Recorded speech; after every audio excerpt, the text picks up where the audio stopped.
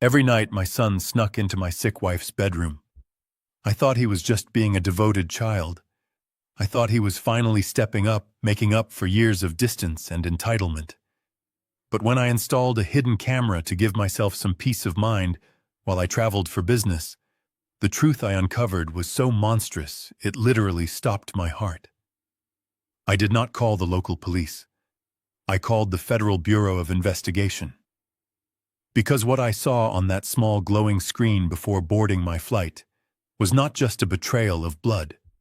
It was a calculated, cold-blooded execution in progress. If you have ever trusted your own flesh and blood only to realize they were wolves in sheep's clothing, please hit that like button. Tell me in the comments where you are watching from right now. I need to know I am not alone in this. The air at Dallas-Fort Worth International Airport is always a mix of stale coffee, expensive perfume, and nervous energy. It was a Tuesday evening. I was sitting at gate D22, holding a first-class boarding pass to New York. At 74 years old, I had spent 4 decades flying across the country, building a commercial construction empire from nothing but dirt and sweat. I was supposed to be finalizing the last major land deal of my career before fully retiring. My suitcase rested against my leg. The boarding announcements echoed through the high ceilings. People were laughing, talking on their phones, rushing to their gates. Life was perfectly normal, but I could not shake the heavy feeling in my chest. My wife Barbara had suffered a mild stroke a few months prior. She was vulnerable, frail, and recovering in our home. I hated leaving her, but my son Derek and his wife Monica had practically pushed me out the door, insisting they would take perfect care of her. I pulled my smartphone from my jacket pocket. My hands were slightly trembling. A few days ago, acting on a gut feeling I could no longer ignore, I had a security expert install discreet, high-definition night vision cameras in our house. One of them was pointed directly at Barbara's bed. I tapped the blue icon on my screen. The loading circle spun for 3 agonizing seconds. Then the feed connected. The room was bathed in the eerie green glow of the night vision lens. Barbara was lying there completely still, deeply asleep, under the heavy comforter.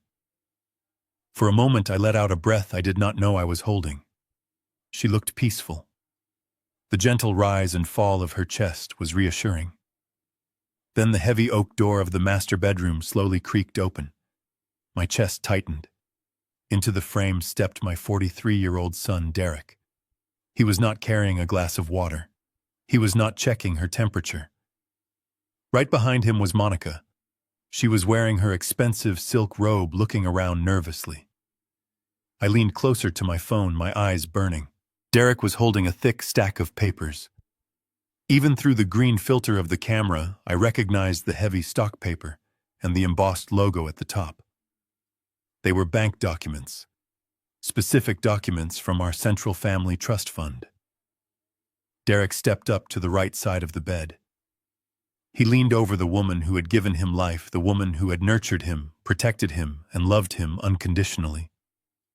With a horrifying lack of hesitation, Derek grabbed Barbara's limp right hand. She did not stir. She was heavily medicated. He pulled a small dark object from his pocket, an ink pad. My stomach plummeted.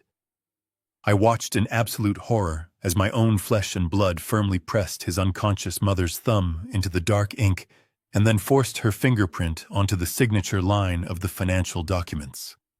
A biometric signature.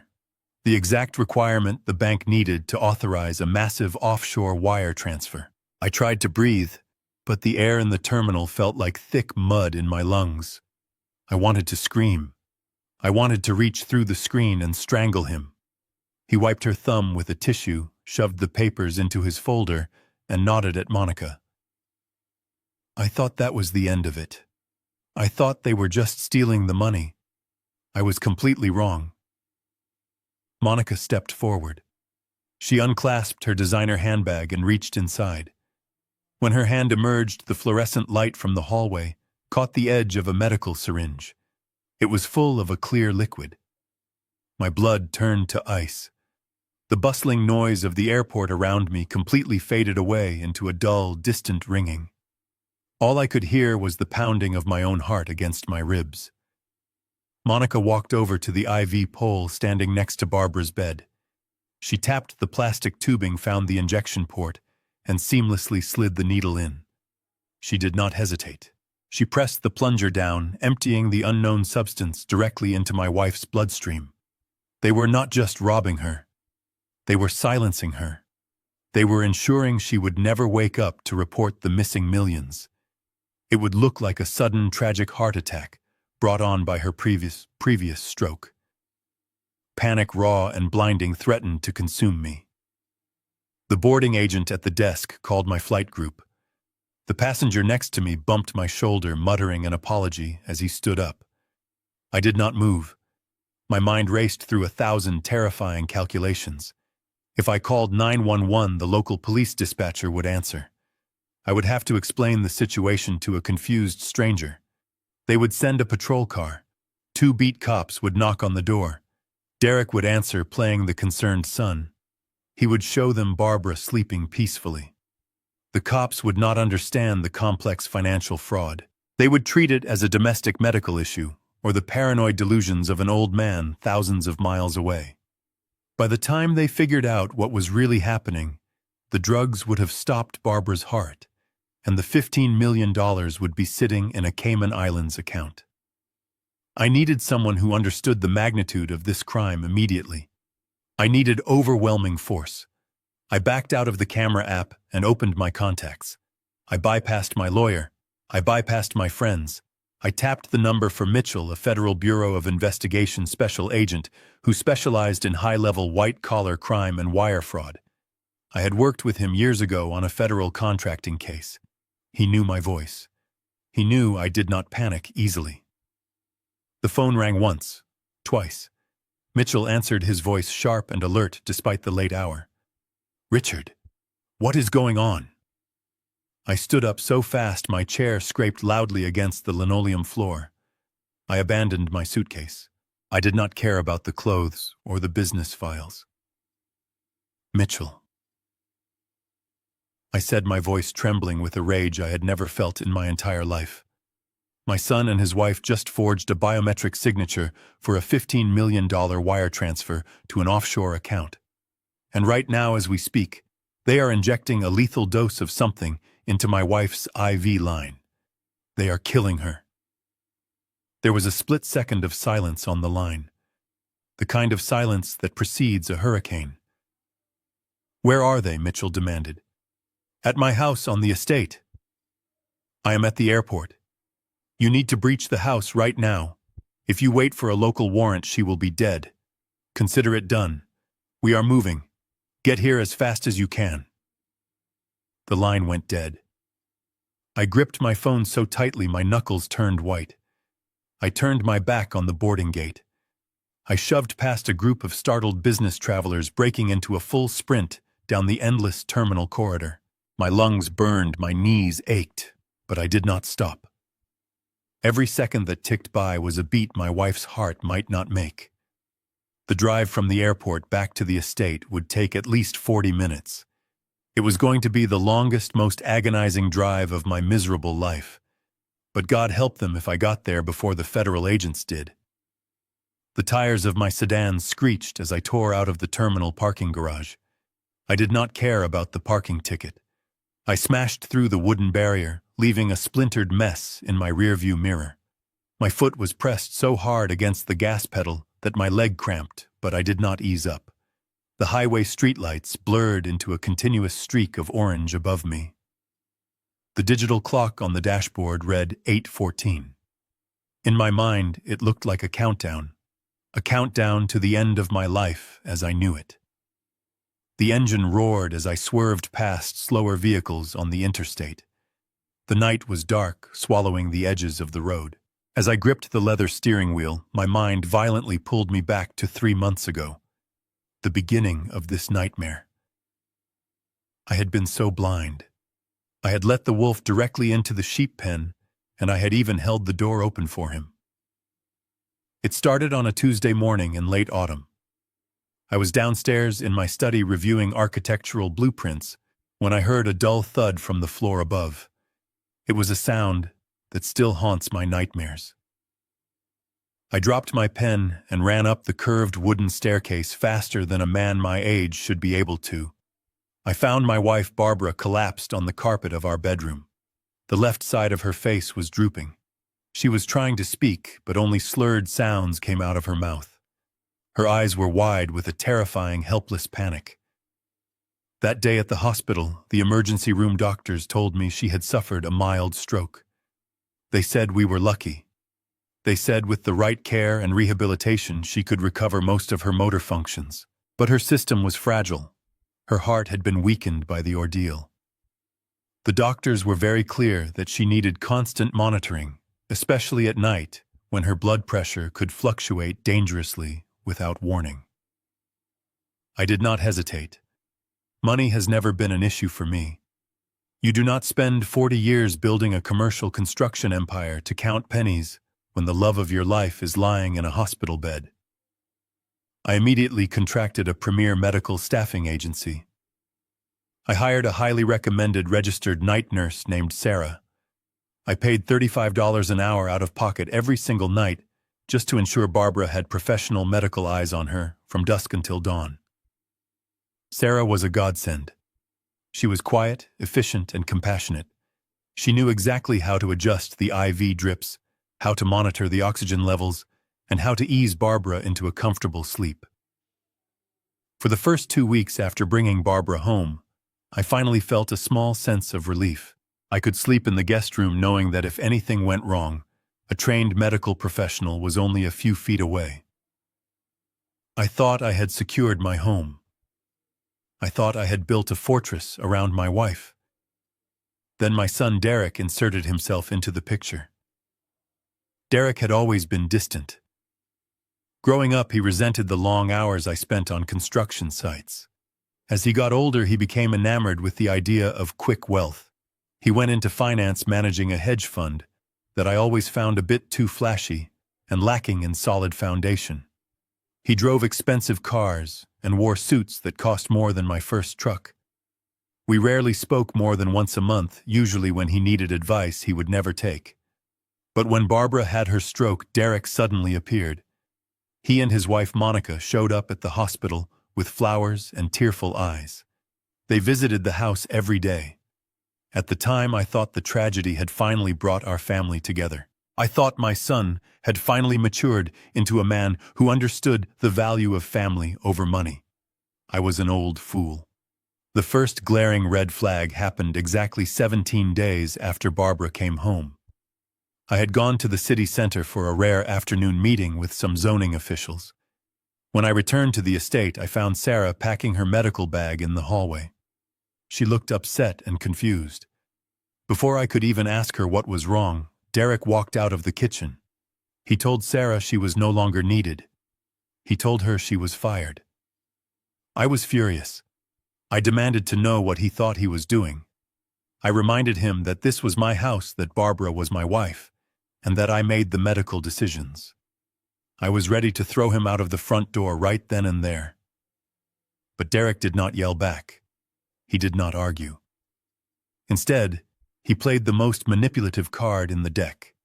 He played the role of the devoted, heartbroken son. He looked at me with tears welling in his eyes. His voice cracked as he spoke. He said, "Dad, Mom needs family right now, not strangers. She needs people who love her, holding her hand, not some hourly worker checking a monitor. Monica and I have talked about it. We are moving in. We are going to take the night shifts. We want to be here for her. We want to be here for you. You have carried this family on your shoulders your whole life. Let me step up. Let me be the son you raised me to be." It was a masterful performance. It hit every vulnerability I had. I wanted family unity so badly. So I let Sarah leave. I handed over the keys to the castle. I let Derek move into the estate. That memory made me sick to my stomach as I pressed the accelerator closer to the floorboard.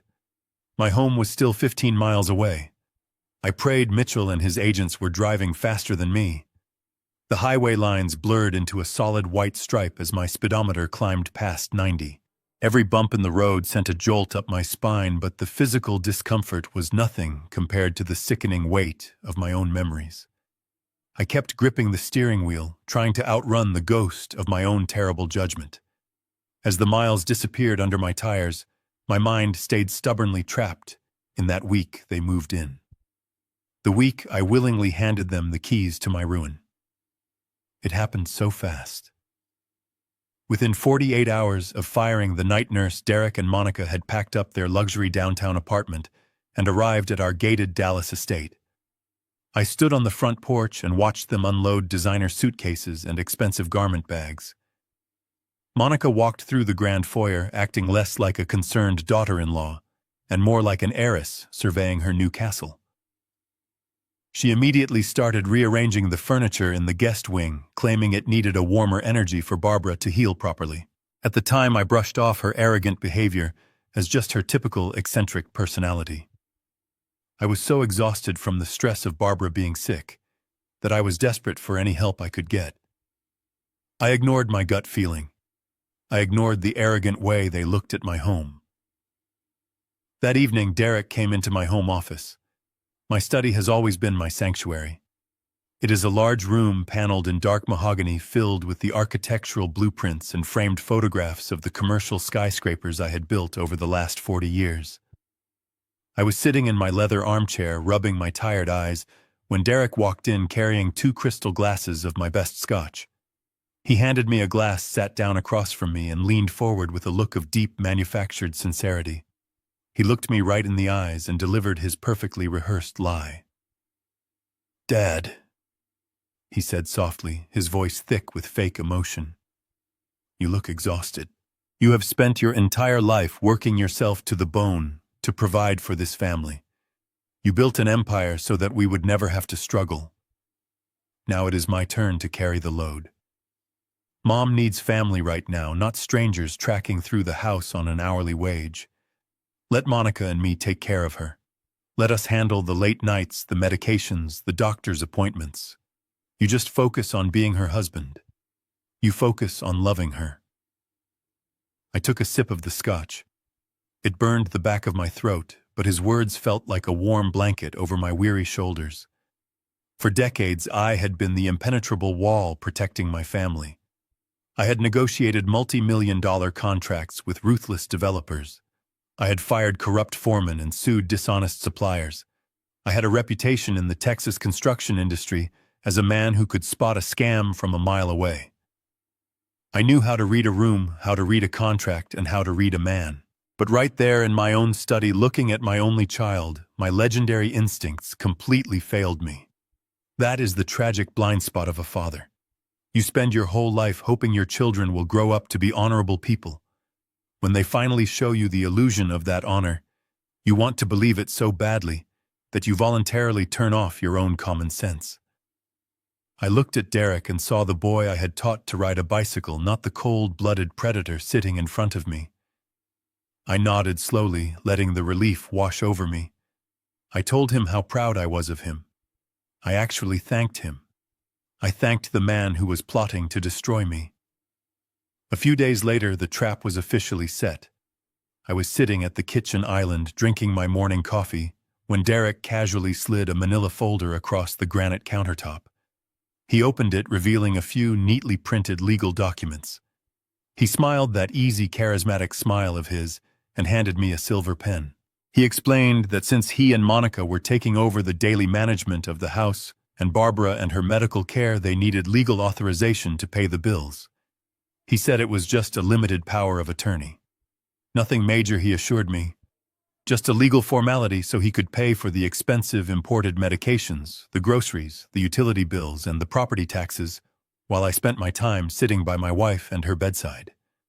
He pointed to the specific clauses showing me that his access was strictly limited to our secondary checking accounts and daily operational funds. I did not call my lawyer to review the paperwork. I did not scrutinize the fine print like I would have done with any business associate. I simply trusted my son. I took the silver pen, pressed it against the thick paper, and signed my name, Richard Stanton. With a few strokes of ink, I legally authorized the devil to manage my household. I did not realize that the limited power of attorney was just the first piece of his puzzle.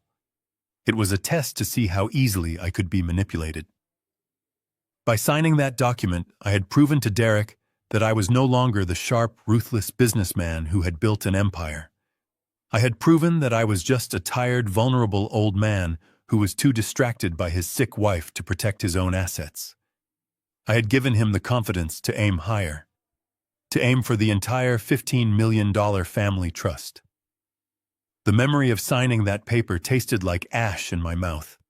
I slammed my hand against the steering wheel as the highway exit for my neighborhood finally appeared in the distance. The digital clock on the dashboard now read 8:27. I was close. The grand iron gates of my estate were only a few miles away. The sprawling oak trees lining my street came into view under the streetlights. Every second felt like an eternity. My heart hammered wildly against my ribs. The realization of my own foolishness fueled my rage. I had invited the monsters in. I had handed them the weapons. And now I was racing against the clock to stop them from dealing the final fatal blow to the woman I loved. As I navigated the sharp curves of the interstate, the darkness outside my windshield seemed to mirror the heavy shadows that had crept into my home 2 months ago. It was during that time, roughly 4 weeks after Derek and Monica had moved in, that the real psychological warfare began. I just did not recognize it as warfare yet. I thought it was just the cruel progression of Barbara recovering from her stroke. It started on a gloomy Thursday morning. I had woken up early, as I always do, and went downstairs to brew a pot of coffee. The house was quiet, the kind of stillness that usually brought me peace. But as I walked past the ground floor master suite, I heard a sound that made my chest tighten. It was a low, muffled sobbing. I pushed the heavy oak door open and found Barbara sitting upright in bed. Her face was buried in her trembling hands. The bedsheets were twisted into tight knots around her legs, as if she had been fighting a phantom in the dark. I rushed to her side and wrapped my arms around her frail shoulders. She was drenched in a cold sweat. Her skin was ashen, and she was breathing in shallow, ragged gasps. When she finally looked up at me, her eyes were wide with a raw, primal terror that I had never seen in our 45 years of marriage. She gripped my forearm with a surprising strength and pulled me close. Her voice was a hoarse whisper. "Richard," she cried, tears spilling over her pale cheeks. "Someone was in here last night. Someone was holding me down. I could not move my arms. I could not breathe. I tried to scream for you, but they put a hand over my mouth. I felt sick, Richard. I felt so sick to my stomach. My heart hammered against my ribs." I stroked her gray hair, trying to soothe her, trying to make sense of what she was saying. I told her she was safe, that I was right there, that it was just a bad dream.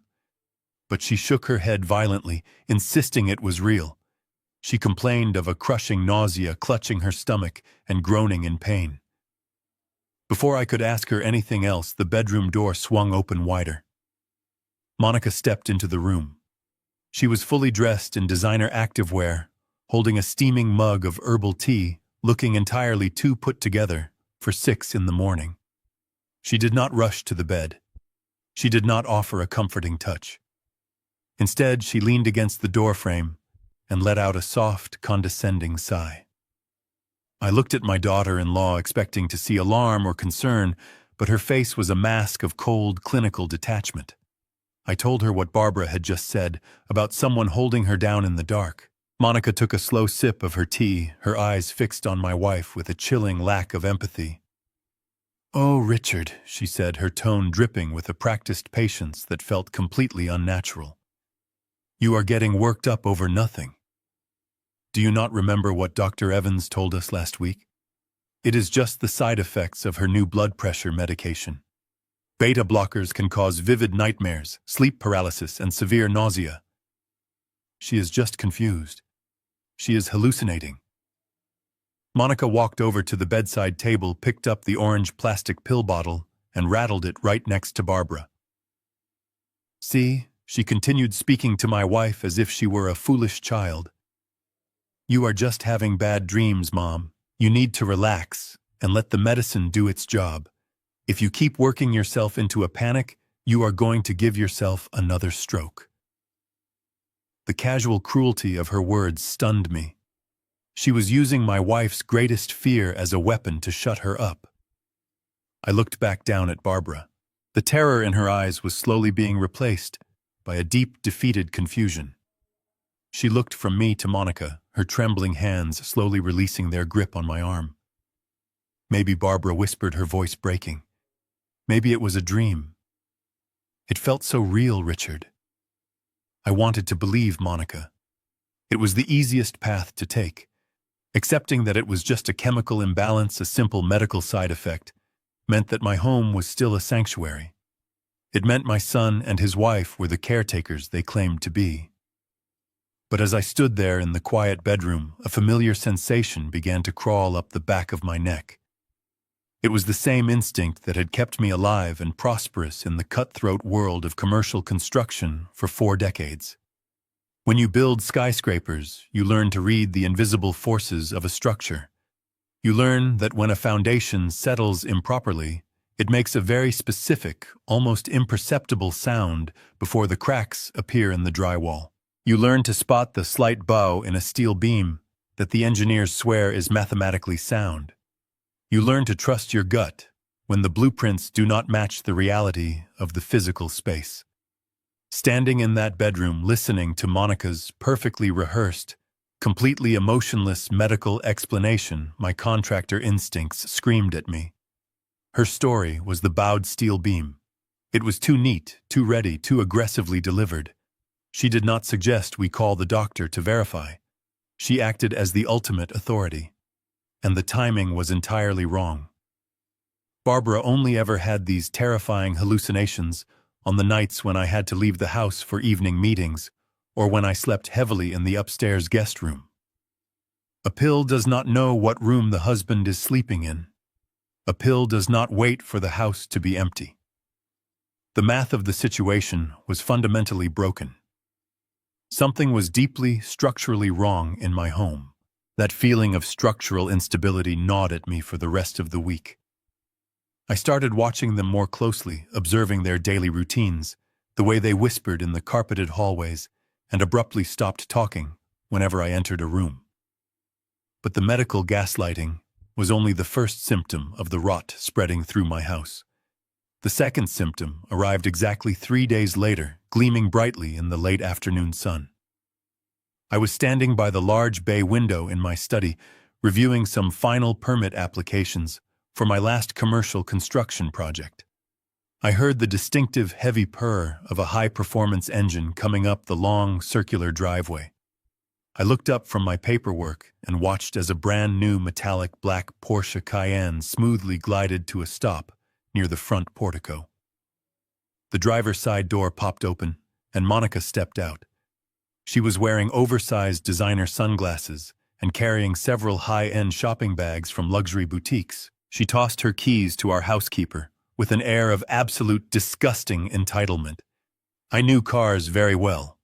I knew the exact model she was driving. That specific vehicle, with the custom leather trim and upgraded rims she had clearly selected, easily retailed for well over $120,000. A cold knot formed deep in my stomach. I walked out of my quiet study and met them in the grand foyer. Derek was coming down the sweeping wooden stairs to greet his wife, a wide, arrogant smile plastered across his face. I did not bother with any pleasantries. I pointed toward the heavy glass front doors, directly at the gleaming black luxury sport utility vehicle parked outside on the cobblestones. I asked him very plainly whose car that was. Derek chuckled smoothly, slipping his arm around Monica's waist. He looked at me with that same practiced, innocent expression he had used when he convinced me to fire our trusted night nurse. He told me it was a surprise gift. He said he had decided to treat his wife to something special because she had been working so incredibly hard taking care of Barbara, taking care of my sick wife. The sheer audacity of the statement almost knocked the breath completely out of me. I kept my voice perfectly level, carefully hiding the rising tide of suspicion. I asked him how he managed to afford a $120,000 luxury vehicle in cash, considering just 6 months ago he had asked me for a personal loan to cover the basic overhead costs of his boutique financial firm. Derek did not miss a single beat. His charming smile never wavered for a second. He confidently claimed that his hedge fund had just closed out a massive record-breaking quarter. He boasted loudly about shorting the right technology stocks and securing a massive influx of new investor capital from overseas clients. He patted my shoulder gently, told me not to worry about his personal finances anymore, and led his wife toward the massive kitchen to unpack her expensive luxury purchases. I stood completely alone in the grand foyer, the cold marble floor seeping through the leather soles of my shoes. I am not a Wall Street banker, but I did not build an $18 million commercial real estate empire by being ignorant of the financial markets. I read the financial journals every single morning while drinking my coffee. I knew exactly what the global market was doing. It was crashing hard. Commercial real estate was bleeding money. Technology stocks were plummeting daily, and mid-tier hedge funds exactly like his were desperately liquidating their assets just to stay afloat and avoid federal bankruptcy. There was absolutely no mathematical way his specific struggling fund had a record-breaking quarter in this terrible economic climate. His numbers were entirely fabricated. The math simply did not add up. And in my professional world, when the math does not add up, someone is actively stealing from you. My mind began to race furiously, finally connecting the terrifying dots. I thought about the limited power of attorney I had foolishly signed just a few short weeks prior.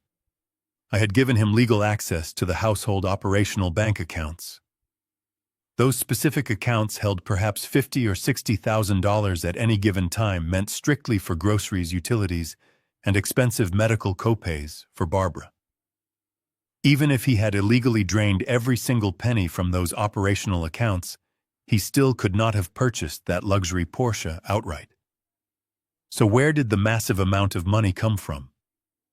A deeply terrifying, freezing chill washed over my entire body. The central conflict inside my home had suddenly and violently shifted. This was no longer just a domestic dispute about proper medical care or a selfish daughter-in-law lacking basic human empathy. This was a highly calculated, high-stakes financial criminal operation happening right under my nose. They were not just moving into my house to save on rent or to play the sweet role of devoted children. They had strategically secured their physical position inside my fortress. They had systematically gained legal access to my banking infrastructure, and now they were actively extracting massive wealth. I realized with a sickening crystal clarity that the cruel medical gaslighting and the sudden influx of cash were intimately connected. Barbara's mysterious, terrifying hallucinations were not a rare side effect of her new blood pressure medication. They were a deliberate, malicious distraction. A calculated smokescreen designed strictly to keep me exhausted, worried, and entirely focused on her rapidly declining health, while they quietly dismantled my financial legacy behind my back. They thought my deep love for my vulnerable wife would completely blind me to the numbers. They thought I was just a tired, easily manipulated old man. But they had completely and foolishly forgotten exactly who built the very house they were currently standing in. I was finally about to aggressively remind them. That realization changed everything. I stopped looking at my son as a misguided child and began observing him as a hostile threat inside my own territory. For the next few days, I played the part of the tired, naive father perfectly. I smiled at the dinner table. I thanked them for their help. I even complimented Monica on her new vehicle. But behind my tired eyes, I was meticulously analyzing every single move they made. The breaking point, the moment that completely shattered any remaining sliver of doubt, came late on a Tuesday night. It was just after 2 in the morning. I had been lying awake in the guest bedroom staring at the dark ceiling, my mind racing through financial scenarios and contingency plans. My throat was dry, so I quietly slipped out of bed to get a glass of water from the kitchen down on the main ground floor. The house was suffocatingly silent. The thick carpets muffled my footsteps as I descended the grand staircase. The moonlight filtered through the large foyer windows, casting long, distorted shadows across the marble floor. As I approached the arched doorway of the kitchen, I stopped dead in my tracks. A sliver of warm yellow light was spilling out from beneath the pantry door. And then I heard it.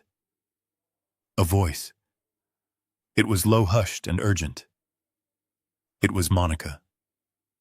I pressed my back flat against the cold plaster wall of the hallway, holding my breath. I crept closer, inching my head just enough to hear clearly without exposing myself. She was speaking on her cell phone, pacing back and forth on the hardwood floor of the kitchen. Her tone was completely stripped of the fake sweetness she used around me. It was sharp, calculating, and ruthless. "Are you absolutely sure the one-way tickets to Switzerland are confirmed?" She whispered harshly into the phone. There was a brief pause as she listened to the person on the other end. "No, we cannot do it sooner," she hissed back. "We have to follow the timeline perfectly. We just need the old man to leave for New York on his business trip next week. Once he is on that plane and out of the state, we get the final thumbprint. Then the transfer is clean, and we are gone." My blood turned to absolute ice. I stood frozen in the dark hallway, my heart hammering violently against my ribs. The old man. That is what I was to them. Not a father, not a benefactor, just an obstacle. An old, foolish obstacle standing between them and a massive fortune. The pieces of their sickening puzzle snapped together with horrifying clarity in my mind. The final thumbprint. The phrase echoed in my head, triggering a sickening realization. Barbara's terrifying nightmares. The feeling of being held down in the dark. The sheer panic in her eyes. It was not a hallucination caused by blood pressure medication. They had been practicing. They had been creeping into her room while she was sedated, trying to physically force her thumb onto a biometric scanner or a legal document.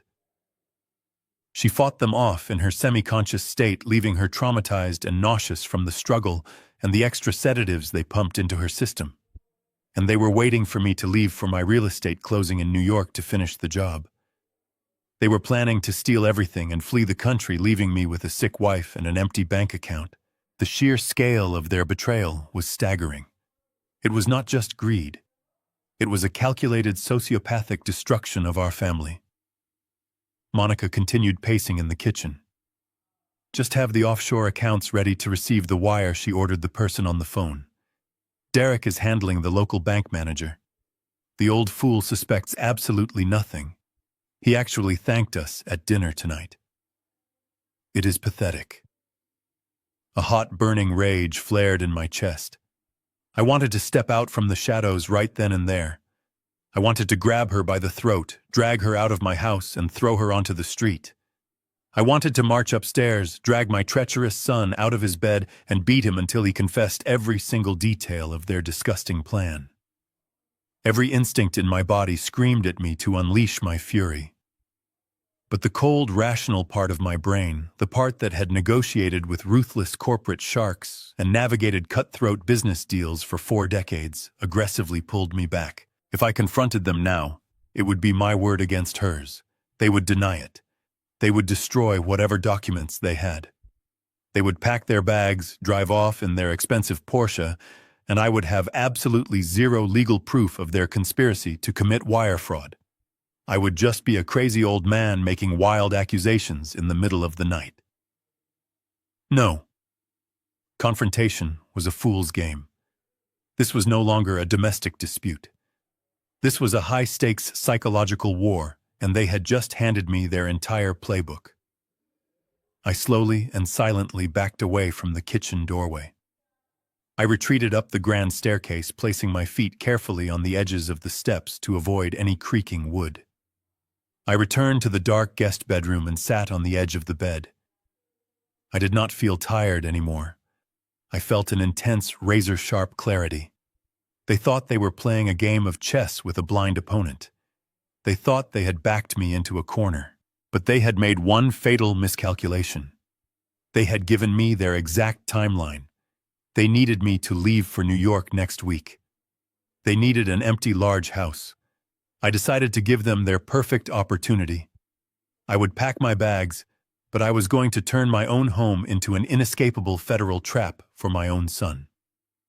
The morning sun poured through the massive kitchen windows, casting a warm, deceptive light over the marble countertops.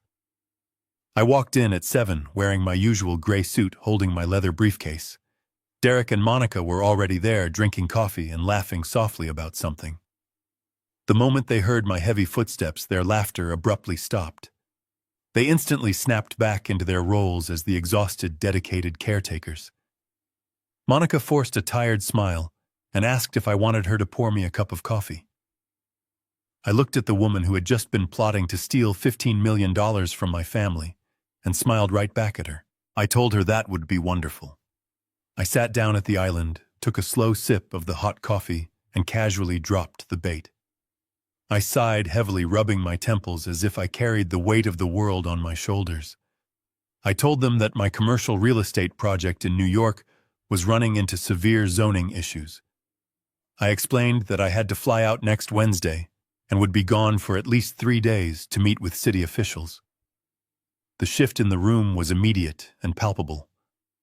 Derek lowered his mug, his eyes widening, just a fraction, before he quickly masked his excitement with a look of deep manufactured concern.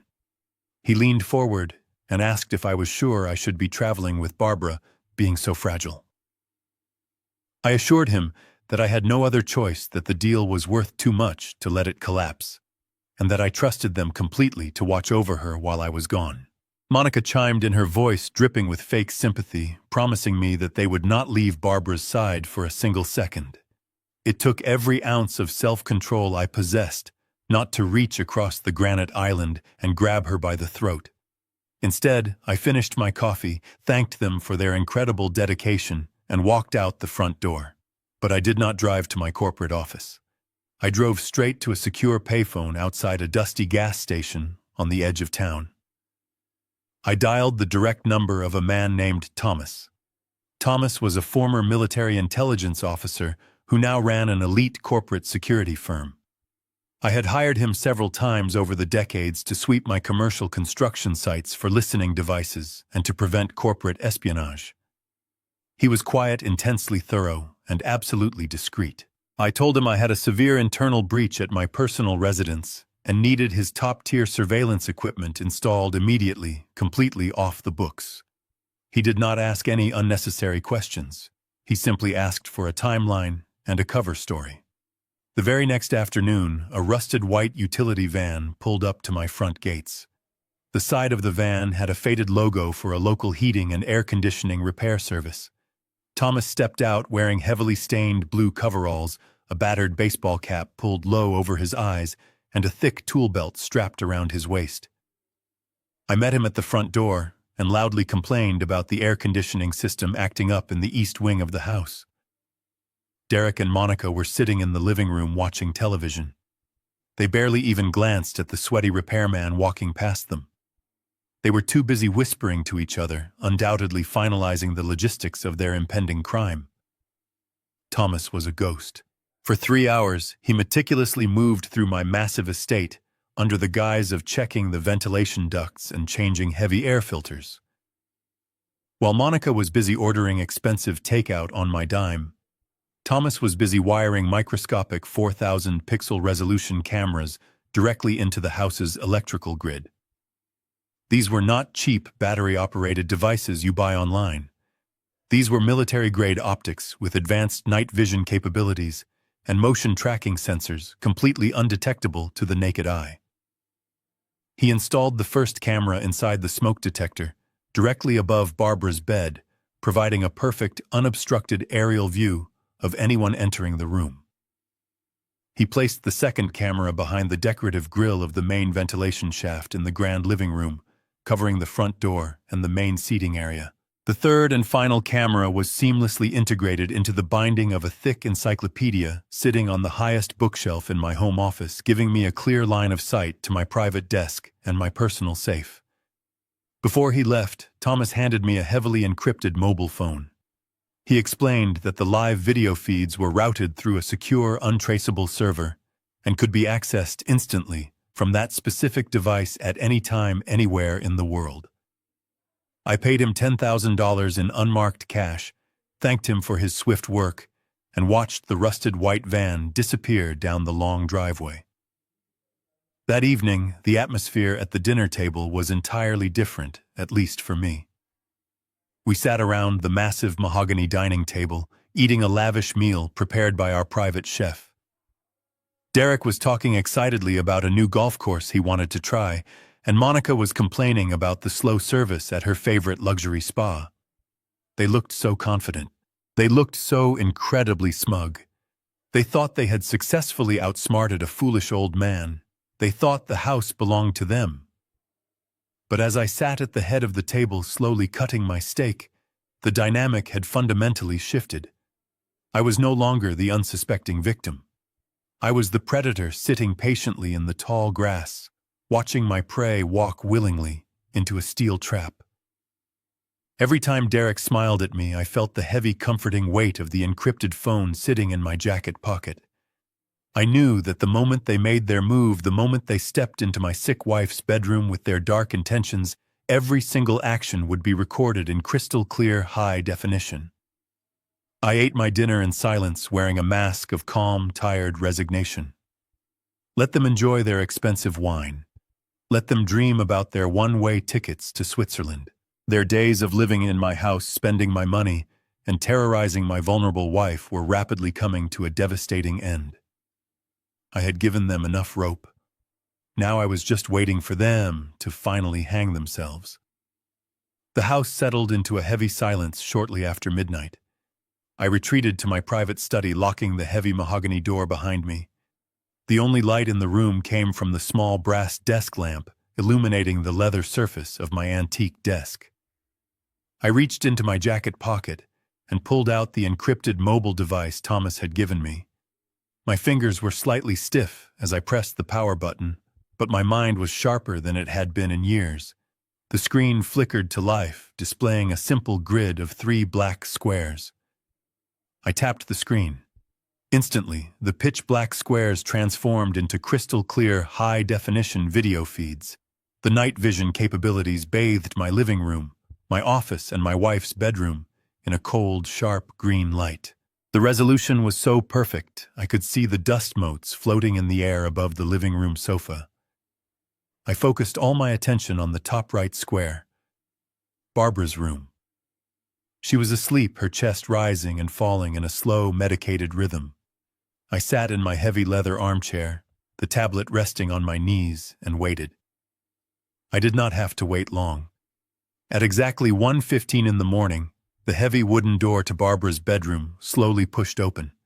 I leaned forward, my breath catching in my throat. Derek stepped into the room.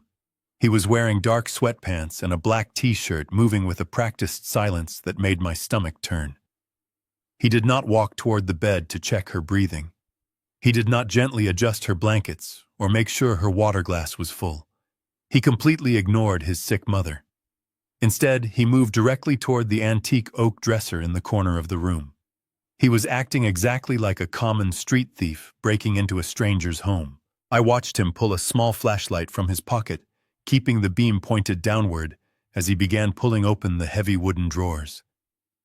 He sifted through her personal belongings with ruthless efficiency, tossing aside her delicate scarves and old photo albums. Then he found what he was looking for. He pulled out a thick, leather-bound folio from the bottom drawer. It was the master file where I kept our most sensitive personal documents. Derek carried the heavy folio to the small reading table near the window, keeping his back to the bed. He unzipped the leather binder and began flipping through the thick stacks of paper.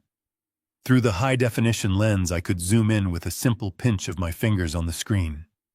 The image magnified flawlessly. I could clearly read the bold, black text at the top of the documents. He was holding Barbara's comprehensive medical history, including the detailed reports from her recent stroke, the lists of her prescribed medications, and the exact dosages required to keep her heart stable. He pulled out his smartphone and began snapping photographs of every single page. He was building a medical profile. He was looking for vulnerabilities. Then he turned to the next section of the folio, the life insurance policies. I watched my son carefully photograph the $3 million comprehensive life insurance policy I had taken out on Barbara over a decade ago. He lingered on the page that listed the primary and secondary beneficiaries.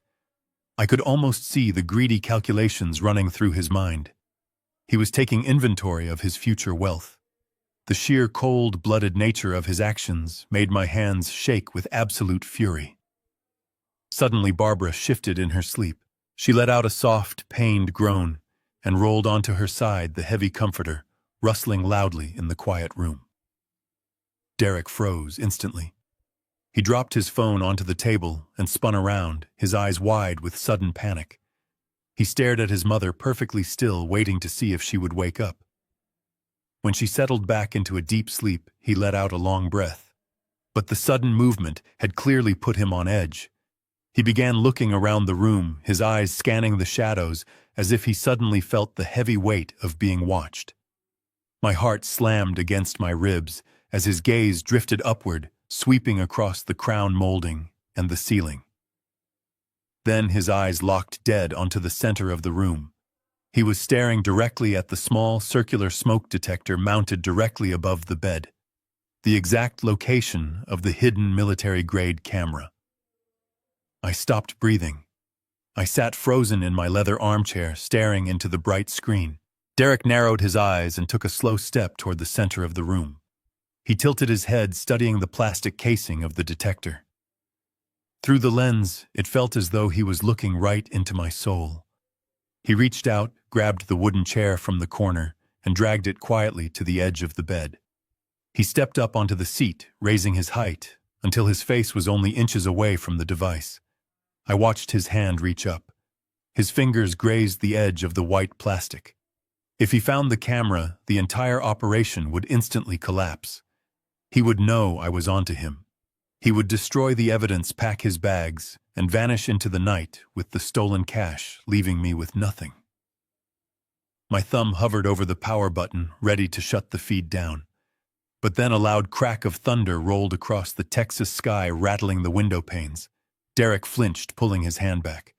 He looked toward the window, the tension breaking. He let out a nervous sigh, convincing himself he was just being paranoid. He stepped down from the chair, packed the folio into the drawer, and slipped out of the bedroom, closing the door behind him. I exhaled, realizing how close I had come to losing everything. The next morning, I left the estate before sunrise. I told Derek I had a breakfast meeting with my legal team to finalize paperwork for the New York trip. He smiled and wished me luck, unaware that the only legal matter on my mind was his impending imprisonment. I quickly drove my car straight into the busy heart of downtown Dallas. The towering glass skyscrapers reflected the early light, a stark contrast to the dark shadows consuming my home. I parked in the secure underground garage of my private bank. I had done business with this institution for over 30 years. They held the accounts for my commercial construction empire and the family trust fund I had spent my life building. I bypassed the teller lines, heading straight for the private wealth management wing. My dedicated bank manager, William Caldwell, greeted me with a firm handshake. He looked surprised to see me without an appointment, but ushered me into his spacious office and offered coffee. I sat in the plush leather chair across from his mahogany desk. I did not want to raise any alarms or trigger automated fraud alerts that might tip off my son. I kept my voice perfectly casual. I told William I wanted to do a comprehensive review of my liquid assets before I left for the East Coast. William typed his security credentials into his computer and pulled up my portfolio. He smiled warmly and said everything looked exceptionally stable. Then he paused. His brow furrowed slightly as he clicked on a specific subfolder. He looked up at me with an inquiring expression. He said, "Richard, I see the emergency authorization protocol was initiated yesterday afternoon for the primary family trust. I assume you are here to confirm the routing details for the offshore transfer before Barbara submits her final verification. The air suddenly grew very thin. I forced myself to maintain a relaxed posture, resting my hands on the armrests. I smiled softly and nodded, telling him that was exactly why I was there. I asked him to pull up the details of the pending transaction, claiming I had left my copy of the wire order at home. William turned his monitor slightly so I could see the screen. He read the numbers aloud. The transaction was a direct wire transfer. The amount was exactly $15 million. The destination was a corporate account at a private bank in the Cayman Islands. My heart slammed against my ribs, but my face remained an impassive mask. William continued explaining the status. He noted that because the amount far exceeded the standard daily limit on the accounts Derek managed, my personal signature was technically required. However, he pointed to a clause in the family trust agreement. It was a clause I had insisted my lawyers write into the document a decade ago. The emergency bypass clause. It stated that in the event I was incapacitated or out of the state during an emergency, my wife Barbara had absolute authority to move unlimited funds to secure our family. To activate this bypass, the bank required her physical biometric signature, a digital thumbprint scan to prevent paper forgery. The puzzle pieces brutally snapped together in my mind with sickening clarity. The entire picture of their criminal conspiracy was finally complete. That was why Derek had spent the previous night photographing the trust documents. He was studying the exact legal parameters of the emergency bypass clause. He knew he could not forge my signature for a $15 million transfer without triggering an immediate fraud investigation. He needed to use Barbara and her authority, but Barbara would never willingly authorize draining our life savings into an offshore account, so he had to force her. That explained the terrifying nightmares she had been having. They had been creeping into her room while she was heavily medicated, trying to press her thumb onto the digital biometric scanner linked to the bank portal. But there was one final condition to the bypass clause. I had to be physically unreachable out of the state. That was why they were waiting for me to leave for New York. The moment my plane took off, I would be unreachable in the air. That would satisfy the legal requirement of the bypass. They would drug Barbara, force her thumb onto the scanner, authorize the $15 million wire transfer to the Cayman Islands, and disappear before my plane even landed at John Fitzgerald Kennedy International Airport. The sheer calculated brilliance of the plan was staggering. I looked at William, keeping my voice perfectly steady. I told him the routing numbers looked correct, but I wanted him to keep the transfer in a strict pending status. I fabricated a story about waiting for a final tax clearance document before allowing the funds to physically leave the country. I instructed him not to process the wire, even if the biometric signature was submitted, until he heard my voice directly on a recorded phone line giving verbal authorization. William nodded, typed the hold order into the system, and assured me the funds would not move an inch without my explicit vocal command. I thanked him, shook his hand, and walked out of the bank. The bright Texas sun felt cold against my skin. I had successfully frozen their stolen fortune. They had the motive, they had the opportunity, and they had the weapon. But I had the absolute truth. The financial trap was fully set. Catching them stealing my money was no longer enough. I needed to catch them in the act of physically attacking my wife. I needed a federal crime with a mandatory prison sentence. I pulled my phone from my pocket and found the number for Mitchell, the special agent, with the Federal Bureau of Investigation. I called him as I walked toward my car. The game of observation was over. It was time to prepare the final ambush and protect the woman I deeply loved. I drove straight from the bank to a faded diner on the industrial outskirts of Dallas. It was far away from the polished glass and steel of the financial district. I parked my car in the back of the asphalt lot. The bell above the glass door chimed weakly as I walked inside. The air smelled of fried grease and old tobacco. I scanned the room and immediately spotted Mitchell sitting alone in a corner booth. He was dressed in a plain gray suit, blending perfectly into the drab surroundings. Special Agent Mitchell was not the type of federal officer who kicked down doors in tactical gear. He was an apex predator in the world of white-collar crime, a man who hunted corrupt executives with meticulous, crushing precision. I had provided his task force with crucial structural blueprints during a major investigation years ago, and we maintained a quiet, mutual respect ever since. I slid into the vinyl booth across from him. He did not smile. He simply nodded, his sharp blue eyes studying my face. He pushed a heavy ceramic mug of black coffee across the scratched table toward me. I did not waste any time. I reached into my coat pocket, pulled out the encrypted mobile device, and placed it flat on the table between us. I told him everything. I detailed the sudden dismissal of the night nurse, the calculated psychological torment of my sick wife, the lavish purchase of the luxury vehicle, and the midnight conversation I had secretly overheard. Finally, I explained what I had just discovered at the bank. I told him about the $15 million pending wire transfer to the Cayman Islands, the emergency bypass clause in my family trust, and the horrifying realization that my son was planning to drug his mother to forcefully obtain her biometric signature. Mitchell listened to the entire story without interrupting once. His expression remained unreadable, carved from stone. When I finished speaking, a heavy silence fell over our corner booth, broken only by the clatter of dishes. I expected him to look shocked. I expected him to pull out his phone and call for a warrant. Instead, Mitchell took a slow sip of his coffee, leaned forward, and rested his elbows on the table.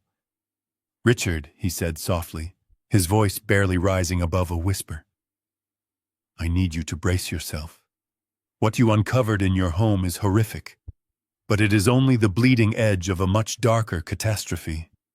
Your son is not just a greedy child trying to accelerate his inheritance. He is a desperate man standing on the edge of a sheer cliff." Mitchell reached inside his jacket and produced a manila folder, sliding it silently across the table. I opened it. Inside were dozens of surveillance photographs, financial flowcharts, and redacted federal indictments. Mitchell explained that the Federal Bureau of Investigation had been actively investigating Derek for the past 8 months. Derek's hedge fund had not experienced a record-breaking quarter. In fact, it had not made a single legitimate trade in over 2 years.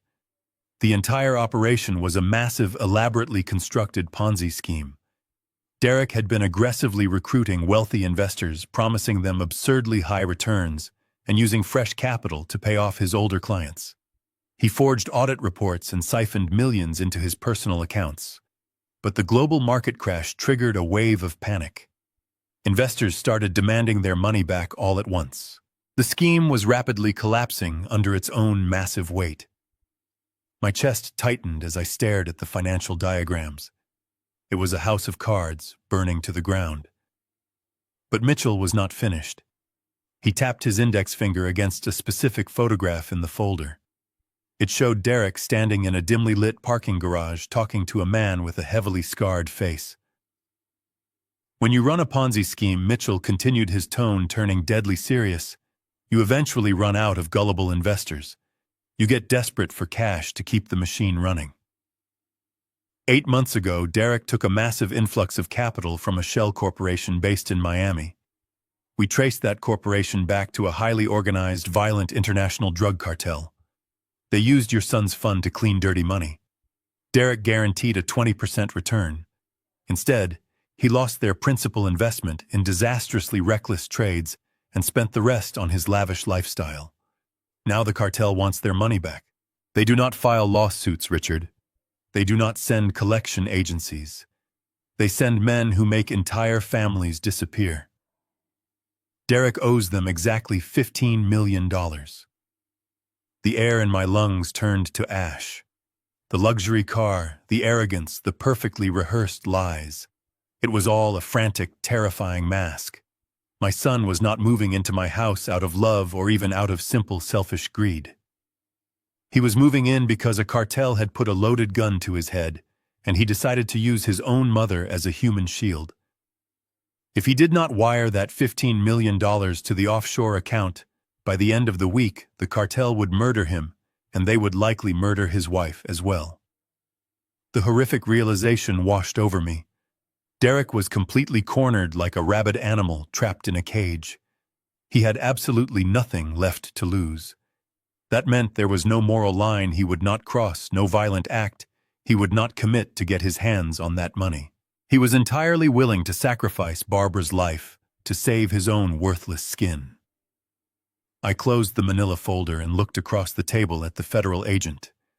The sadness and betrayal I had felt earlier completely evaporated, replaced by a very cold, merciless resolve. I told Mitchell that my fake business trip to New York was scheduled for next Wednesday. I told him we had exactly 5 full days to build a flawless, inescapable federal trap. Mitchell did not blink when I told him the timeline. He simply pulled a small notebook from his pocket and began writing.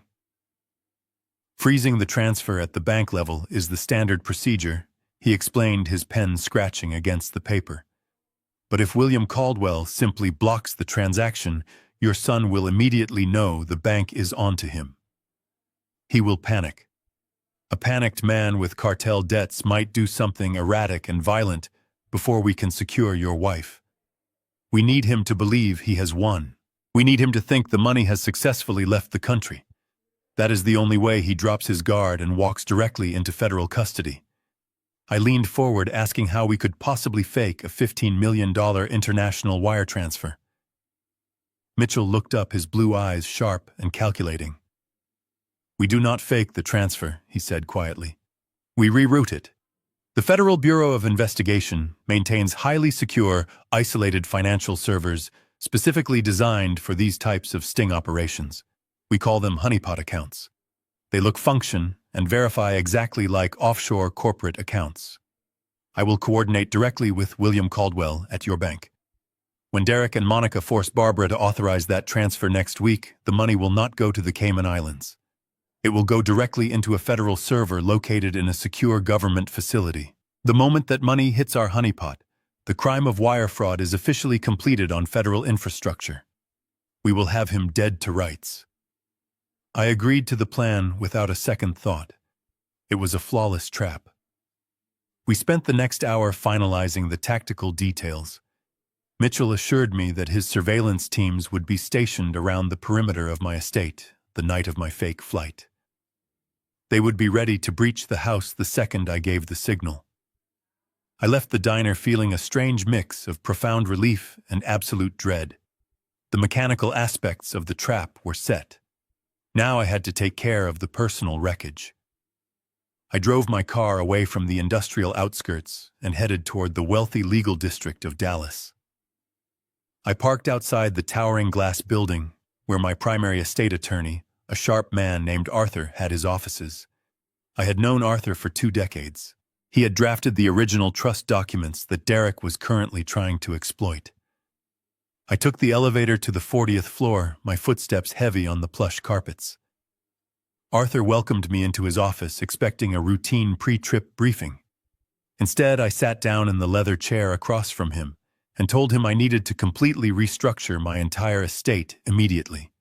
I instructed him to draft a new ironclad will and a revised family trust. I told him to remove Derek Stanton from every single legal document, every financial account, and every property deed. I wanted him completely disinherited. Arthur looked completely stunned. He lowered his pen and asked if I was absolutely certain, reminding me that Derek was my only child. I looked Arthur dead in the eyes and told him my son was currently under federal investigation and that he was actively trying to murder my wife for the inheritance. Arthur turned completely pale. He did not ask any more questions. He immediately turned to his computer and began furiously drafting the new documents. As I sat in that quiet, climate-controlled office watching my lawyer legally erase my son from my life, a wave of profound, suffocating sorrow washed over me. It is an agonizing realization for a father.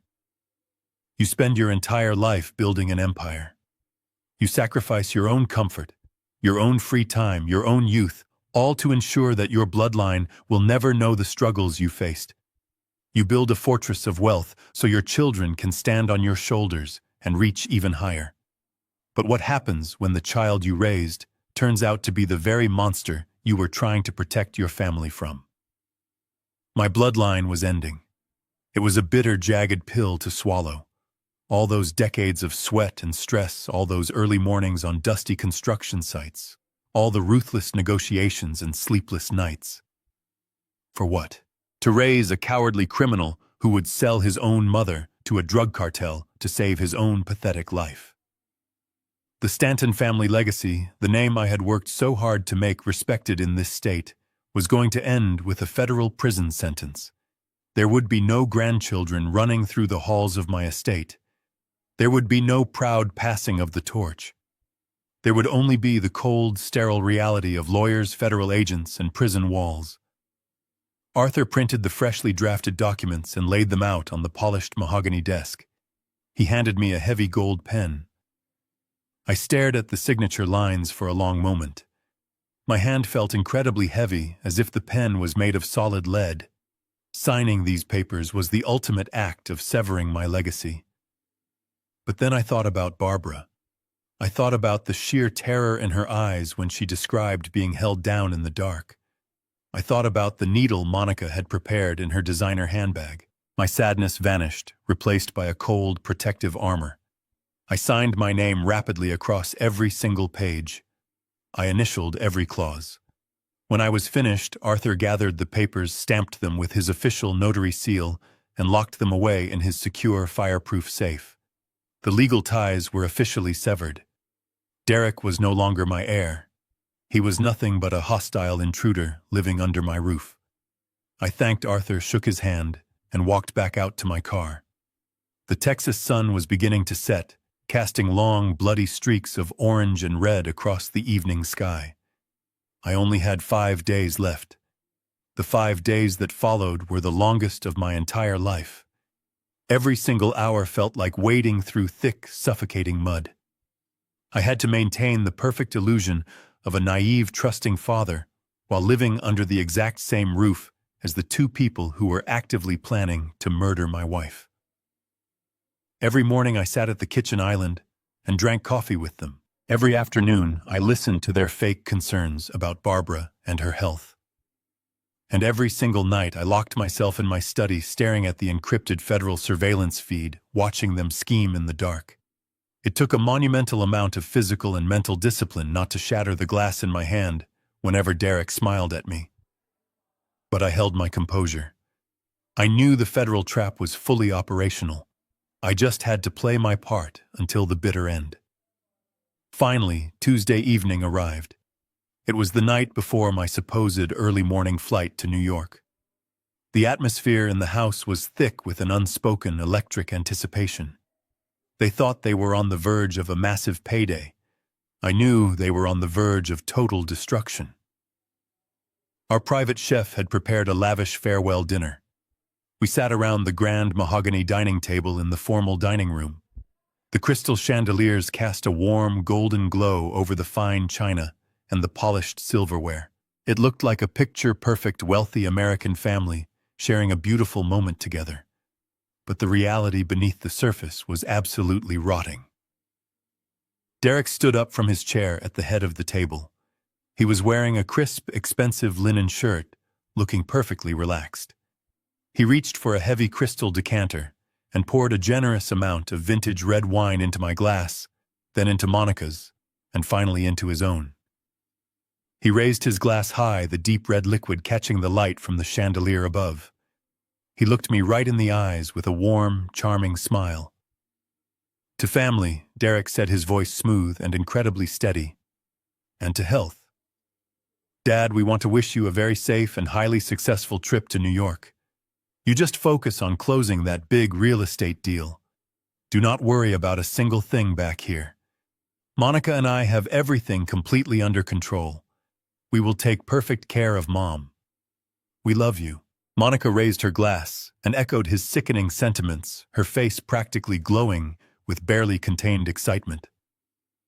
I slowly raised my glass to meet theirs.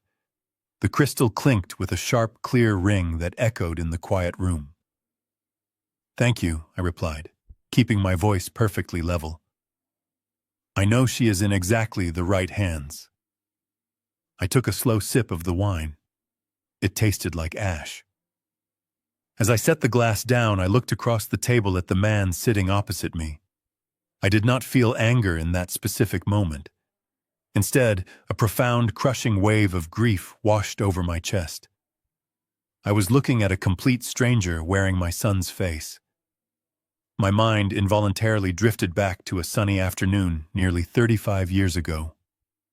I remembered holding the back of a small red bicycle running down the sidewalk, while a little boy with scraped knees pedaled furiously, laughing with pure joy when I finally let go.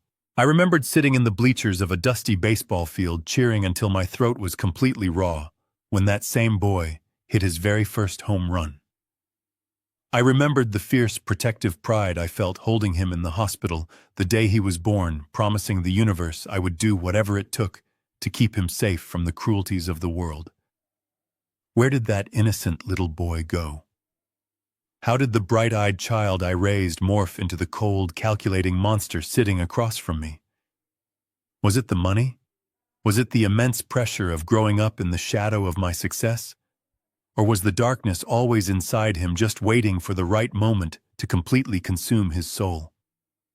I would probably never know the true answer, but the terrifying reality remained. The man smiling at me right now was a desperate criminal drowning in cartel debt, perfectly willing to plunge a needle into his own mother's arm to save himself. He had crossed a moral boundary that could never be uncrossed. He was no longer a son to me. He was a highly dangerous threat that had to be neutralized permanently. The dinner dragged on for another excruciating hour. We ate our steaks and made empty, meaningless conversation about the weather and the stock market. Every time Derek laughed at a joke, I felt a physical sickness in the pit of my stomach. When the meal was finally over, I excused myself, claiming I needed to finish packing my suitcase and get a good night of sleep before my early flight. Derek stood up and gave me a firm hug. He patted my back and told me again how proud he was to help the family. I endured the embrace, feeling the complete emptiness of his gesture. I walked up the grand staircase and went directly to Barbara's room. She was resting quietly, the sedatives keeping her in a deep, peaceful sleep. I stood by her bed and gently stroked her soft gray hair. I whispered a silent promise that the nightmare was almost over. I told her I loved her more than life itself. I then walked down the long hallway to the guest bedroom, closing and locking the heavy wooden door behind me. I did not pack any clothes. I did not prepare travel documents.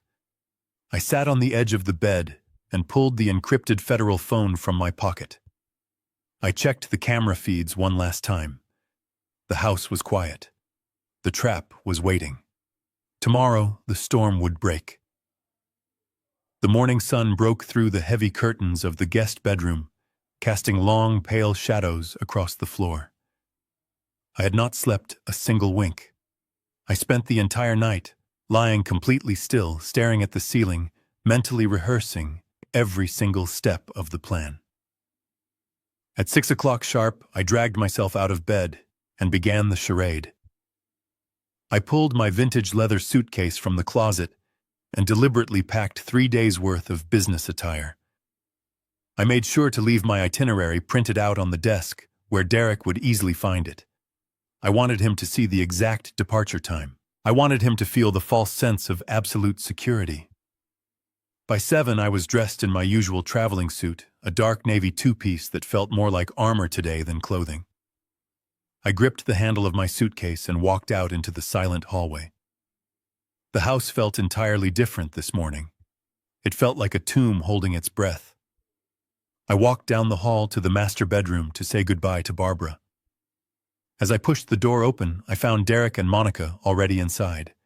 They were hovering near the foot of her bed, like vultures circling a wounded animal. Monica was adjusting the intravenous drip with a sickeningly sweet smile on her face while Derek was fluffing Barbara's pillows. I forced my jaw to relax and walked over to my wife's side. She looked so incredibly fragile, her pale skin stark against the white linens. I leaned down and kissed her forehead, inhaling the familiar scent of her lavender soap. She fluttered her eyes open and gave me a weak, medicated smile. "Have a safe trip, Richard," she whispered, her voice barely audible. I held her hand, squeezing it gently, silently, promising her that she was not alone. I told her I would be back before she knew it. I stood up and turned to my son. Derek reached out and gave me a firm, masculine handshake. "Have a great flight, Dad," he said, looking me right in the eyes with zero hesitation. "Do not worry about a single thing here. We have everything under complete control." I nodded, thanking him for his dedication, and walked out the door. It took every ounce of my willpower not to turn around and break his jaw. The drive to Dallas-Fort Worth International Airport was a blur of highway concrete and morning commuter traffic. I drove in complete silence, leaving the radio off. My mind was hyper-focused on the logistics of the federal trap. I knew Mitchell had his undercover agents positioned in unmarked vehicles near the perimeter of my gated community. I knew the honeypot server was active and waiting for the wire transfer. But the sheer terror of leaving Barbara alone with those two monsters gnawed at my stomach like physical acid. I pulled into the terminal parking garage and took the elevator down to the departures level. I had to make this look entirely authentic. Derek was highly calculating. He would undoubtedly check the airline registry or track my phone to ensure I actually boarded the plane. I walked up to the first-class ticketing counter, handed over my identification, and checked my leather suitcase. I took my printed boarding pass and proceeded through the security checkpoint. The mundane routine of taking off my shoes and emptying my pockets felt completely surreal, like I was moving underwater while a hurricane raged on the surface. I finally reached Gate D22. The terminal was already buzzing with the chaotic energy of hundreds of travelers rushing to their destinations. I found an empty leather seat facing the large glass windows overlooking the tarmac. I sat down, placed my briefcase on the floor, and immediately pulled the encrypted federal mobile device from my inside jacket pocket. I tapped the screen and opened the surveillance application. The 3 camera feeds loaded instantly. The living room was empty. My office was dark. Barbara's room showed her sleeping peacefully, the room illuminated only by the morning light filtering through the blinds. And then the true agony began. The waiting game. I stared at the small glowing screen on my lap, my eyes burning from the lack of sleep. Every single minute that ticked by on the digital clock felt like an entire hour. The ambient noise of the airport, the boarding announcements, the rolling suitcases, the chatter of families. All of it faded into a dull, distant hum. My entire universe was reduced to those 3 small video squares. I watched the second hand sweep across the clock. 8:30, 9 o'clock, 9:15. The tension in my neck muscles became almost unbearable. Would they do it this morning? Would they wait until the afternoon?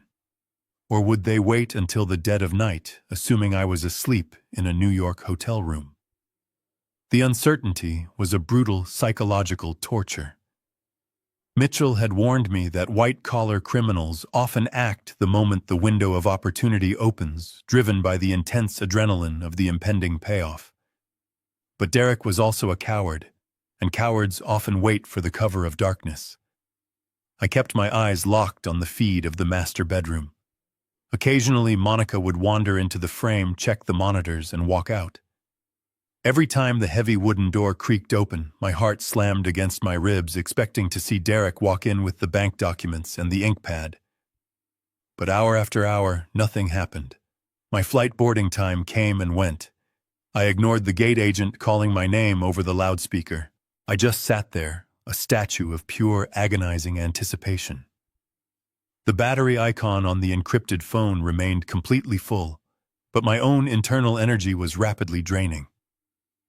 I was a 74-year-old man playing a deadly game of chicken with my own flesh and blood, risking everything I loved deeply. The hours dragged on until the sun finally dipped below the horizon, casting long shadows across the tarmac outside the terminal window. The airport lights flickered to bright life, illuminating the dark evening sky. My flight had departed hours ago. As far as the world was concerned, I was somewhere over the American Midwest, completely unreachable. I remained frozen in that uncomfortable leather chair at Gate D22, my eyes practically burning holes into the screen of the encrypted device. It was just past 8 o'clock in the evening when the paralyzing stillness was finally broken on the screen. The feed from the master bedroom flickered slightly. Then the heavy oak door slowly creaked open. My chest tightened so painfully, I thought my own heart might give out. Into the eerie green glow of the night vision lens stepped my 43-year-old son. He was followed closely by his wife, Monica. They did not walk with the gentle, quiet steps of concerned caretakers. They moved with the sharp, calculated efficiency of predators closing in on a kill. I leaned closer to my phone, my breath caught in the back of my throat. Derek was holding the papers. Even through the grainy green filter of the camera, I immediately recognized the embossed logo at the top of the pages. They were the Central Family Trust Fund documents, the final authorization forms for the offshore wire transfer. Derek stepped up to the right side of the bed. He leaned over Barbara, who was lying completely still, deeply medicated by the pills Monica had undoubtedly forced upon her earlier in the day. With a horrifying lack of hesitation, Derek grabbed Barbara's limp right hand. He pulled a small, dark ink pad from his pocket. My stomach plummeted with absolute disgust. I watched in absolute helpless horror as my own flesh and blood firmly pressed his unconscious mother's thumb into the dark ink and then forced her fingerprint onto the signature line of the financial documents. The biometric signature was finally secured. The specific requirement to steal $15 million was now completely fulfilled. He wiped her thumb carefully with a tissue, shoved the valuable papers into his leather folder, and nodded silently at Monica. I thought they were finished. I thought they were just going to walk out of the room, authorize the transfer, and quickly prepare to flee away. I thought the worst part of this nightmare was finally over. I was completely disastrously wrong. Monica stepped forward. She unclasped her designer handbag and reached inside. When her hand emerged, the fluorescent light from the hallway caught the sharp edge of a medical syringe. It was full of a clear, deadly liquid. My blood turned to solid ice. The bustling noise of the airport around me completely faded away into a dull, distant ringing. All I could hear was the frantic pounding of my own heart against my ribs. Monica walked over to the tall, intravenous fluid pole nearby. She tapped the plastic tubing with her manicured fingernail, found the injection port, and seamlessly slid the needle in. The horrifying realization hit me with the force of a freight train. They were not just robbing her. They were actively murdering her. The financial fraud was only the first half of their sickening master plan. I suddenly remembered the footage from the very first night of surveillance, when Derek was frantically photographing the documents in my private study. He had spent a significant amount of time studying Barbara's comprehensive life insurance policy, the policy that guaranteed a $3 million payout. The liquid inside that syringe was not a simple sedative. It was a concentrated lethal dose of a heavy cardiovascular depressant, likely obtained through Derek's shady underworld connections. Monica was pumping it directly into my wife's bloodstream to induce a massive fatal heart attack. Because Barbara had recently suffered a mild stroke, the local medical examiner would never suspect foul play. They would look at her medical history, look at her fragile state, and write it off as a tragic natural complication. Derek and Monica would then perfectly play the roles of the devastated, grieving children in front of everyone. They would collect the $15 million from the offshore account, and then they would collect an additional $3 million from the life insurance company. They had planned the perfect, untraceable crime, and they were executing it right in front of my eyes. The sheer, calculated evil of it paralyzed me for a fraction of a second. This was the boy I had taught to walk. This was the woman he had chosen to love. And they were standing over the woman who had brought him into this world, calmly administering a lethal injection just to pay off debts. She did not hesitate. Monica pressed the plunger down, pushing the clear liquid into the intravenous line. Every millimeter that the plunger moved closer to the barrel was a second stolen from Barbara's life. I watched the deadly substance travel down the clear plastic tubing, inching its way toward my wife's fragile veins. The cold reality of the situation completely shattered my paralysis. I was thousands of miles away in their minds, but in reality, I was only a 40-minute drive from my front door. I backed out of the camera application. My hands were shaking so violently now. I almost dropped the encrypted device onto the linoleum floor of the terminal. I opened my contacts list and bypassed my lawyer, bypassed my friends, and bypassed the local emergency dispatch number. The local police would be completely useless right now. By the time the paramedics arrived, the drug would have done its irreversible damage. Barbara would be gone. I needed the federal trap to snap shut right this very second. I tapped the secure number for Special Agent Mitchell. I abandoned my vintage leather suitcase right there, turned my back, and broke into a full sprint toward the exit. Mitchell picked up on the first ring. I did not even say hello. I was practically shouting into the microphone as I dodged a group of startled flight attendants in the terminal concourse. "Mitchell!" I yelled, my voice cracking with absolute panic. "They did it! They just took the thumbprint, and Monica just injected a heavy dose of something directly into her intravenous line.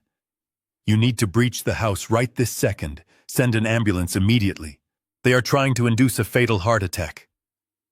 Mitchell's voice was instantly stripped of any casual tone. It was the sharp, commanding voice of a federal agent entering a combat zone. "We are already moving, Richard. The biometric signature just hit the honeypot server. We have the wire fraud secured. I am signaling the tactical units stationed at your perimeter right now. A medical trauma team is exactly 3 minutes away from your front gates." "Where are you?" I burst through the automatic glass sliding doors of the departures level, hitting the humid Texas night air. "I am sprinting through the parking garage." I told him, fishing my car keys out of my pocket with trembling fingers. "I will be there as fast as this car can physically move. Do not wait for me. Break the damn doors down and save my wife." I hung up the phone and threw myself into the driver's seat of my sedan. The engine roared to life with a violent twist of the key. I slammed my foot onto the gas pedal, the tires screeching loudly against the concrete floor of the parking structure. I tore out of the garage, ignoring the toll booth, completely smashing right through the wooden security barrier. The splintered wood bounced off my windshield, but I did not even flinch. I merged onto the interstate, pushing the speedometer needle past 90, then 100 miles an hour. The world outside my windows became a blurry, continuous streak of orange streetlights and dark shadows. Every single bump in the road sent a jarring shockwave up my spine, but the physical discomfort was completely irrelevant. My entire existence was focused entirely on the terrifying countdown ticking away in my head. A cardiovascular depressant acts with terrifying speed. I knew the medical trauma team was close, but were they close enough? If Barbara's weakened heart stopped beating before they could administer the counteracting agents, all the federal arrests and all the seized money in the world would not matter even a single bit. I would have traded every penny of my $18 million empire just to guarantee she took another breath. I gripped the leather steering wheel so tightly that my knuckles turned completely white and my hands began to cramp.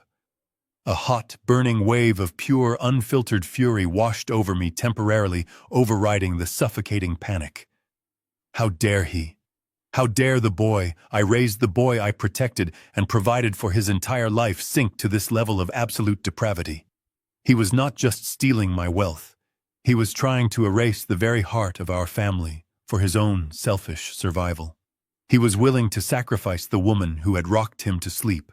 When he was sick, the woman who had loved him unconditionally, despite his countless flaws. I swerved aggressively between two large semi-trucks, the blaring horn of a startled driver echoing loudly into the night. I did not care about the danger. I did not care if the highway patrol tried to pull me over. I would have rammed a police cruiser if it tried to slow me down. I kept my eyes fixed firmly on the dark horizon, silently begging whatever higher power was listening to keep Barbara holding on just a little bit longer. My phone buzzed loudly in the cup holder. I grabbed it without looking. It was Mitchell again. "Richard, we have breached the perimeter," his voice crackled through the speaker, accompanied by the chaotic background noise of shouting men and heavy vehicle engines. "The tactical team is approaching the front portico. The medical unit is right behind them. We are going in hard. Do not do anything foolish when you arrive. Let my agents secure the targets." "I am 5 miles away," I shouted back, my foot pressing the gas pedal entirely to the floorboard. "Just get to that bedroom." The final stretch of the highway felt like navigating through a thick, endless nightmare. Time seemed to warp and stretch, every second stretching into a painful eternity. The familiar exit sign for my upscale neighborhood finally appeared in the distance. I took the sharp turn at an incredibly reckless speed, the tires squealing loudly as the car drifted slightly across the empty intersection. I blasted through the quiet residential streets, blowing past red lights and stop signs without a single moment of hesitation. The massive oak trees lining the avenue leading to my property blurred past my windows. As I rounded the final bend approaching my estate, the dark night was suddenly violently illuminated by a chaotic sea of flashing red and blue emergency lights. The massive wrought iron gates at the entrance of my driveway had been completely forced open. A heavy armored tactical vehicle was parked diagonally across the cobblestones, right next to a bright yellow medical trauma ambulance. Dozens of federal agents wearing dark windbreakers with large yellow letters printed on the back were swarming the grand front lawn. It was a massive, overwhelming show of federal force descending directly upon the house I had built with my own 2 hands. I slammed the brakes, skidding to a harsh stop right behind the ambulance. I threw the car door open before the vehicle had even completely stopped moving. I hit the ground, running, my heart hammering against my ribs with the force of a sledgehammer. The front doors of my home were wide open, bathed in the harsh, blinding glare of tactical flashlights. The storm arrived. I did not wait for Mitchell to give the formal order to breach. I pushed my way past 2 heavily armed tactical agents wearing dark helmets and thick ballistic vests. My blood was boiling, drowning out any sense of caution or protocol. The grand double doors of my estate, made of solid mahogany and reinforced glass, were already unlocked. I did not bother turning the brass handle. I lifted my heavy leather dress shoe and kicked the center of the doors with every ounce of strength I had left in my 74-year-old body. The doors flew open with a violently loud crash, the wood slamming hard against the interior plaster walls. The sharp noise echoed through the grand foyer like a gunshot. 6 federal agents flooded into my home immediately behind me, their heavy combat boots stomping rhythmically against the pristine marble floors. Their bright flashlights cut through the dim, elegant lighting of the house, sweeping rapidly across the expensive artwork and the sweeping staircase. But I did not look at the agents or the chaotic shadows dancing on the walls. My eyes locked directly onto the formal living room situated just off the main hallway. The stark contrast between the sheer tactical violence entering the home and the scene unfolding inside that room was absolutely sickening. A warm fire was crackling pleasantly in the grand stone fireplace.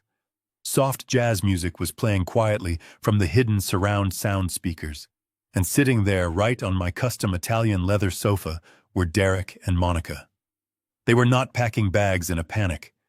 They were not frantically checking on a dying woman. They were celebrating. A bottle of my absolute most expensive vintage red wine, a rare bottle I had been saving specifically for my 50th wedding anniversary, was sitting open on the glass coffee table. Monica was leaning back against the plush cushions, her legs casually crossed, holding a delicate crystal glass half full of the dark red liquid. Derek was standing proudly near the fireplace mantel, laughing out loud at something she had just said. He held his own glass raised high in the air, captured in the exact middle of a victorious, arrogant toast. They looked completely relaxed, incredibly smug, and entirely confident that their horrific master plan had worked perfectly. They thought they had just safely secured $15 million and permanently eliminated the only witness. They truly believed I was thousands of miles away, trapped in a metal tube flying through the dark sky, completely oblivious to the brutal slaughter happening in my own bedroom. The exact moment the front doors crashed open, Derek froze completely solid. The arrogant, victorious smile instantly melted off his face, quickly replaced by a look of sheer, unadulterated shock. His crystal glass slipped from his trembling fingers, shattering into dozens of sharp, glittering pieces against the stone hearth, splashing expensive red wine all across the antique Persian rug. Monica gasped loudly, dropping her own glass onto the expensive sofa and pulling her legs up to her chest in sudden, genuine terror as the heavily armed federal agents rapidly poured into the grand room, their weapons drawn and pointed downward in a ready position. Mitchell stepped purposefully into the light, his gold federal badge gleaming brightly on his belt. But Derek did not even look at the armed agents. His wide, panicked eyes locked entirely onto me. He simply could not comprehend how I was standing there. His brain simply could not process the impossible, terrifying reality of his father standing right in the foyer when he was supposed to be halfway to New York. But Derek was a highly seasoned manipulator. His criminal survival instincts kicked in with a terrifying, almost inhuman speed. He immediately threw both of his hands high up in the air, completely shifting his facial expression from guilty shock to a perfect manufactured mask of innocent outrage. He took a slow step forward, carefully ignoring the stern federal agents flanking him closely on both sides. "Dad," he shouted loudly, his voice cracking, with an incredibly realistic tone of frightened confusion. "Dad, what in the absolute world is going on here? Who are these strange men? Why are they aggressively breaking into our family house? We were just sitting here having a quiet drink together. We were just checking on Mom a few minutes ago. She was sleeping so peacefully in her bed. Tell them to lower their weapons right now, Dad. You are completely terrifying, Monica. This has to be some kind of terrible, massive misunderstanding." The sheer audacity of his desperate lie, spoken so smoothly and confidently, while my wife was actively dying in the very next room, pushed me far past the brink of normal human anger. He was actually trying to play the innocent victim. He was actively trying to use my deep paternal love for him one final time, truly hoping my blind parental instincts would somehow override the overwhelming, undeniable evidence standing right in front of me. He looked directly at me with those wide, pleading eyes, using the exact same innocent expression he used when he broke a window as a young child and swore it was the neighbor boy. He wanted me to protect him from the incoming storm. But I was no longer the blind, trusting father he thought he could easily manipulate. I did not say a single word to him. I simply raised my right hand and pointed a single trembling finger straight down the long hallway, directing the highly trained paramedics who were now rushing rapidly through the shattered front door, carrying their heavy medical trauma bags. They sprinted past the living room, completely ignoring my son, running desperately toward Barbara to save her fading life. The federal agents immediately moved forward, completely surrounding the two of them. Mitchell stared at Derek with absolute disgust, ready to bring the full, devastating weight of the United States government crashing down on his head. I stood completely frozen, staring at the man who shared my last name. He kept his hands raised in the air, his chest heaving with exaggerated breaths, waiting for me to validate his ridiculous lie. He wanted me to tell the federal agents that this was all a terrible mistake, that he was a good son, simply watching over his sick mother. I did not give him the satisfaction of a single syllable. I did not scream. I did not curse him. The absolute silence I offered was far more devastating than any physical blow I could have delivered. I slowly lowered my pointing arm and began walking forward. I stepped directly past him, deliberately bumping my shoulder against his chest, treating him like a piece of broken furniture in my way. The federal agents instinctively parted to let me through, their tactical rifles remaining firmly fixed on Derek and Monica. I walked straight toward the massive 85-inch flat-screen television mounted directly above the grand stone fireplace. The soft jazz music was still playing quietly from the speakers, providing a surreal soundtrack to the absolute destruction of my family.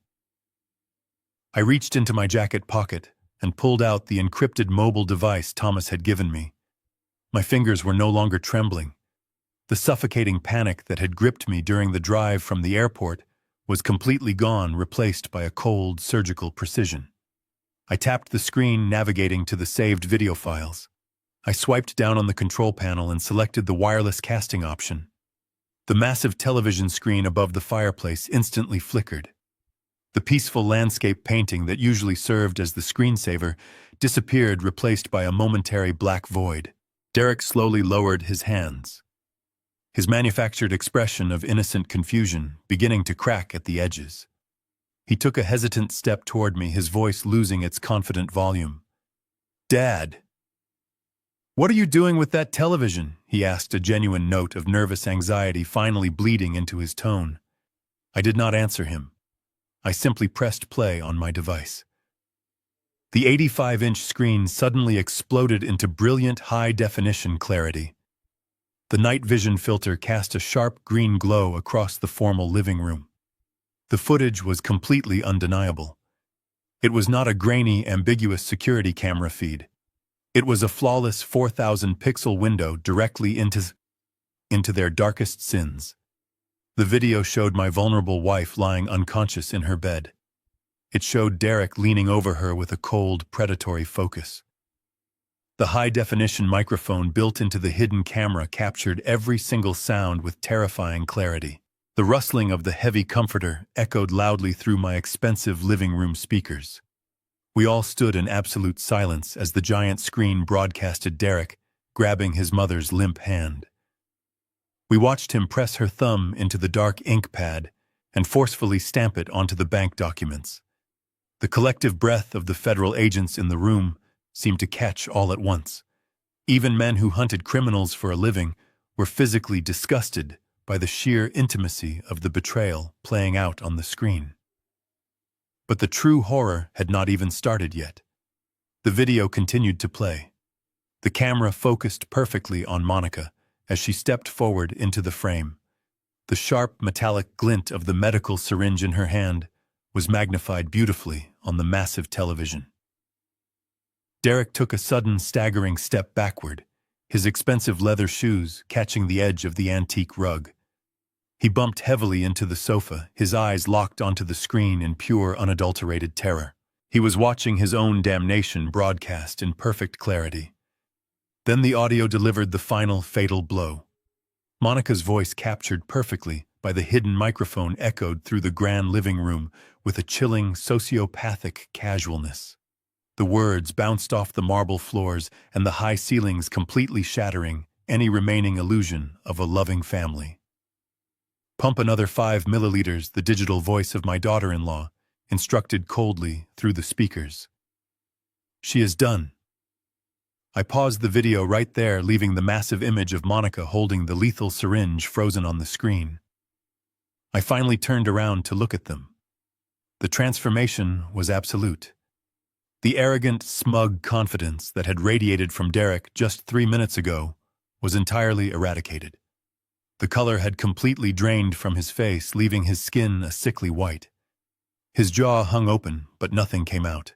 His chest rose and fell in rapid, shallow gasps as the horrifying reality of his situation violently crushed the breath out of his lungs. He was trapped. There were no more lies left.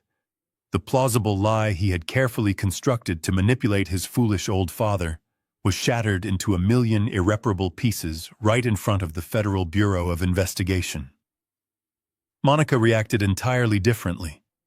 The moment her own voice echoed through the room ordering the execution of my wife, the fake, terrified victim routine vanished. She realized the game was completely over. She did not express remorse. She did not cry for forgiveness.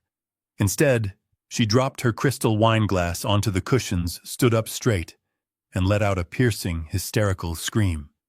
"I want a lawyer," she shrieked, her voice echoing wildly in the large room. "Do not say another word, Derek. I demand legal counsel right this second. You cannot use that illegal recording." This is a complete violation of my privacy. Special Agent Mitchell simply crossed his arms over his chest, a grim, satisfied expression settling onto his weathered face. He looked at the frozen image of the attempted murder on the screen, and then he looked down at the hysterical woman screaming about her privacy rights. Mitchell slowly shook his head thoroughly, disgusted by the sheer lack of basic human decency standing in my living room. The trap had not just closed around them, it had completely crushed them. The shrill echoes of Monica demanding legal counsel bounced off the mahogany walls, a pathetic sound sharply contrasting with the heavy silence of the federal tactical team. The agents did not flinch or lower their weapons. They simply stared at her with the cold detachment of professionals who had seen every possible reaction from guilty criminals caught in the act. But while Monica wrapped herself in a delusional cloak of entitlement, the remaining fragments of Derek's false confidence entirely evaporated. He looked at the massive television screen frozen on the image of his wife holding the lethal syringe over his unconscious mother, and then back at Special Agent Mitchell. The gravity of the situation finally crushed the air from his lungs. His trembling legs gave out. Derek collapsed onto the expensive Persian rug, falling to his knees. The sudden impact sent a dull thud vibrating through the wooden floorboards. He knelt there amidst the shattered glass of the vintage wine bottle, unable to find the strength to stand back up on his feet, the dark red liquid seeping into the fabric around his knees like a pool of blood. He looked up, his face slick with a cold sweat. The arrogant hedge fund manager was completely gone, replaced by a terrified, blubbering child, grasping blindly for a lifeline that no longer existed. "Dad, you have to listen to me," he pleaded, his voice cracking. "I was completely desperate. You do not understand the people I was dealing with. My fund collapsed. I made some terrible trades with money that belonged to a violent international cartel. They found me. They threatened me. They told me that if I did not pay them back $15 million this week, they were going to brutally murder me and Monica. I had absolutely no other choice. I just needed to borrow the money from the trust to save my own life. I was going to figure out a way to pay it all back, I swear to you. I just needed to borrow it." I stood completely motionless, looking down at the pathetic creature kneeling in the spilled wine. A few hours ago, hearing him talk about cartel death threats might have triggered a desperate protective panic in my chest. A few hours ago, I might have frantically tried to figure out a way to shield him from the consequences of his own disastrous actions. But the man looking at me now had permanently severed that sacred bond the exact moment he allowed a needle to be pushed into my vulnerable wife's vein. There was no pity left inside me. There was only a cold, barren wasteland where my paternal love once resided. I looked at the tears streaming down his face and felt absolutely nothing but a profound, overwhelming disgust. "Borrow it," I repeated, my voice dropping into a low, dangerously quiet register that immediately silenced his pathetic sobbing. "You thought you could just borrow $15 million from the family trust and simply walk away. You thought you were outsmarting a tired old man who did not understand modern finance." I took a slow, deliberate step forward, forcing him to crane his neck backward to look me in the eyes. I wanted him to feel the absolute crushing weight of his monumental failure. "You did not outsmart anyone, Derek," I told him, my words slicing through the heavy air like a sharpened blade. "You did not wire a single penny of my money to a corporate account in the Cayman Islands tonight. The bank manager you thought you manipulated has been working directly with the federal government for the past 5 days. You authorized a biometric wire transfer directly into a secured, encrypted server owned by the Federal Bureau of Investigation. You just committed federal wire fraud on a government network, son. The money you tried to steal never even left the state of Texas. It is sitting in a federal honeypot, and you just handed them the absolute perfect paper trail." Derek's mouth opened, but his vocal cords completely failed him. His eyes widened to an impossible size as the devastating reality of the federal trap finally settled over his panicked mind. He had not just failed to pay off his cartel debt. He had actively delivered himself straight into a federal prison sentence. But I was not finished. I pointed a steady finger up at the massive television screen dominating the room. And that syringe, I continued, my voice trembling slightly with the raw, unfiltered fury I had been suppressing for days. That was not a financial transaction. That was not you trying to borrow money to save your own miserable life. That was you standing by and watching your wife pump a lethal cardiovascular depressant into the mother who gave you life. That is attempted first-degree murder. There is no cartel excuse for that. There is no financial justification for that. You crossed a line tonight that cannot ever be forgiven in this life or the next. Special Agent Mitchell stepped forward, placing a heavy hand on my shoulder, silently letting me know that my part in this nightmare was finally over. He looked down at Derek, his expression carved from solid granite.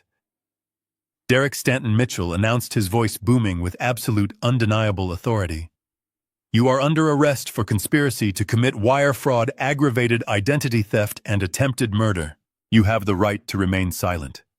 Anything you say can and will be used against you in a court of law. Special Agent Mitchell gestured sharply to the armed tactical agents standing by. Two heavily armored men stepped forward, grabbing Derek by the shoulders and hauling him up. Derek offered absolutely no physical resistance. He was completely broken, his body limp as they spun him around. The metallic click of steel handcuffs ratcheting tightly around his wrists echoed loudly. As the heavy steel clamped securely over his wrists, the remaining fight drained completely from his body. The federal agents did not treat him with any gentleness. They dragged him to his feet, pulling him roughly toward the shattered front doors.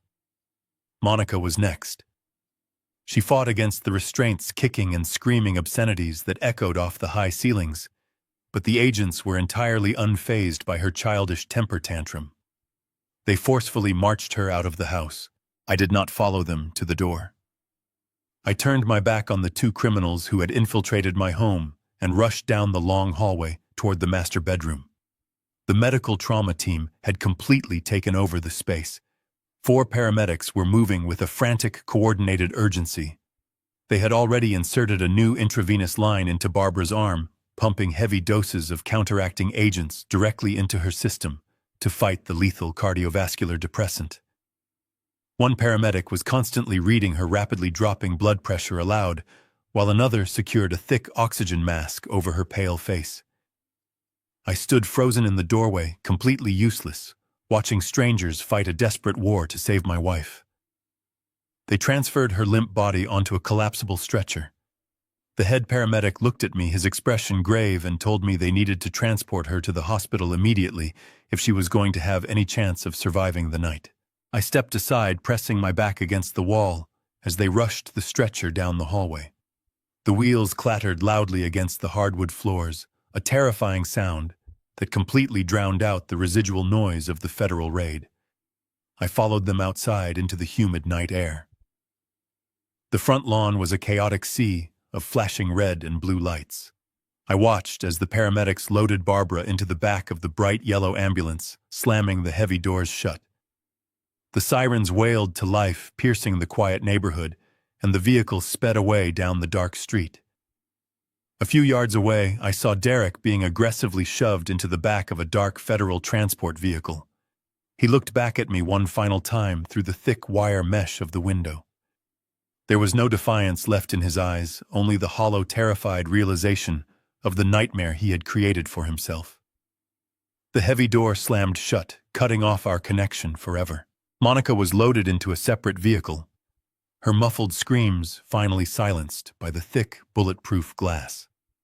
One by one, the federal agents packed up their tactical gear and climbed into their armored trucks. Special Agent Mitchell approached me, his face grim but respectful. He told me he would have a patrol car drive me to the hospital, assuring me that the crime scene would be fully secured by his forensic teams. I nodded numbly, thanking him for saving my family. As the convoy of federal vehicles slowly drove away, carrying the remnants of my shattered family into the night, an overwhelming, suffocating silence descended upon my massive estate. I stood entirely alone on the front porch, the cool wind chilling the sweat on my face. The house behind me, the fortress I had built with decades of blood and sweat, felt entirely hollow. I walked back inside for a brief moment to grab my coat. The grand living room was a disaster. The expensive vintage wine had pooled darkly onto the Persian rug, mixing with the shattered crystal of the broken glasses. It looked exactly like a crime scene, which is exactly what it was. I closed the shattered front doors as best as I could and climbed into the waiting police cruiser. The next 48 hours were the absolute darkest period of my entire life. I sat in a hard plastic chair beside a narrow bed in the intensive care unit of the Dallas Presbyterian Hospital. The sterile room smelled of harsh chemical bleach and rubbing alcohol. The only sound was the rhythmic, terrifying beeping of the cardiac monitor, tracking my wife's fragile heartbeat. The doctors had been brutally honest with me. They said the paramedics had administered the antidote just in time to prevent a massive cardiac arrest, but her system was incredibly weak. The heavy dose of the depressant had strained her internal organs to the absolute limit. It was entirely a waiting game. They could not predict if she would wake up or if her brain had suffered irreversible damage from the lack of oxygen. I sat by her side, holding her cold, frail hand in both of mine. I did not eat. I refused to sleep. I just stared at the steady rise and fall of her chest under the thin hospital blanket. In the quiet solitude of that sterile room, the massive, crushing weight of vulnerability finally broke me. I was a man who had commanded thousands of workers, negotiated multi-million-dollar contracts, and built skyscrapers that touched the clouds. But in that small hospital room, all my wealth and all my power were completely useless. I could not buy her a single extra breath. I could not negotiate with death. I was just a terrified old man, clinging to the only person who truly mattered. On the morning of the third day, the bright Texas sunlight began to filter softly through the sterile hospital blinds. Suddenly, I felt a faint pressure against my palm. I lifted my head quickly. Barbara's pale fingers were slowly curling around mine. Her eyelids fluttered several times before she finally opened her eyes. "Richard," she whispered, her voice raspy. My chest heaved with a massive sob of pure relief. I leaned down and pressed my forehead firmly against hers. I told her she was completely safe, that the terrible nightmare was finally over. The doctors declared the toxic chemicals had fully cleared her system. We survived. But as I held her hand, I knew our family was permanently broken beyond all possible repair. 6 months passed since that terrifying night. Winter brought a cold chill to Texas, but the true cold resided inside the federal courthouse in downtown Dallas. I sat in the front row of the polished mahogany gallery holding Barbara's hand. She was sitting in a custom wheelchair, looking frail but remarkably resilient, her spirit unbroken. We watched as the heavy wooden doors swung open and the bailiff escorted our former family into the room. Derek was no longer wearing his expensive tailored suits.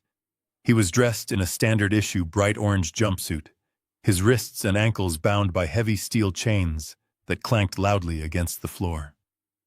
Monica followed closely behind him, her designer activewear replaced by the same humiliating uniform.